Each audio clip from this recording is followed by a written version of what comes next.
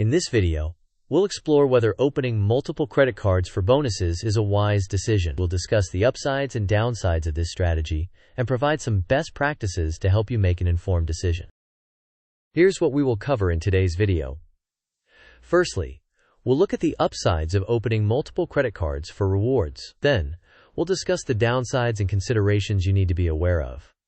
After that, we'll walk you through some best practices if you decide to pursue this strategy. We'll also discuss some alternatives to consider. Finally, get ready for a quiz to test what you've learned.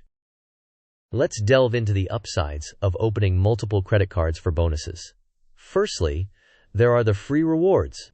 You can earn cash back, travel points, or other perks simply by meeting the spending requirements set by the card issuers. Secondly, there's rewards-driven spending.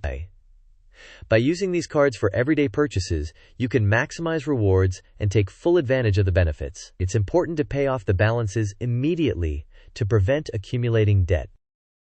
While the strategy of opening multiple credit cards for bonuses has its upsides, there are several downsides and considerations to keep in mind. First, there's the credit score impact. Opening multiple cards can temporarily lower your credit score due to inquiries and an overall lower average account age. However, responsible use can help rebuild your score over time. Managing multiple cards can be another challenge, as you need to keep track of numerous accounts, payment due dates, and credit limits. Then there are annual fees, which can sometimes negate the advantages of the card, especially if you do not use it enough.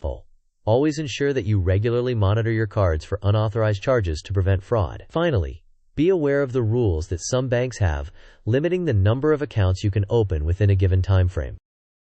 If you've decided to pursue this strategy, there are several best practices you should follow. First and foremost, always pay your balance in full and on time to avoid interest charges and late fees. It's also important to budget wisely and incorporate your credit card spending into your overall budget. Be sure to read the fine print of each card's terms and conditions, including annual fees, spending requirements, and the expiration dates of bonuses. Additionally, consider closing unused cards that have annual fees and don't provide enough value to make keeping them worthwhile. Now it's time for a quick quiz. What is one downside of opening multiple credit cards for bonuses? Is it A, improved credit score, B, easier budget management, C, temporary lower credit score, or D, increased cash flow? You may pause the video now to think about the answer. We will discuss the answer in the next section of the video.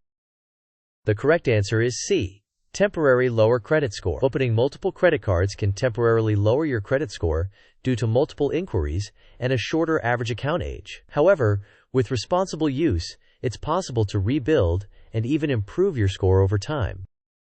Let's quickly recap the key points. To maximize rewards, always meet the spending requirements. Be aware of potential downsides, such as credit score impacts, and the challenges of managing multiple cards. Following best practices for responsible management is crucial. And lastly, don't forget to consider high-reward cards as an alternative to opening multiple cards for bonuses.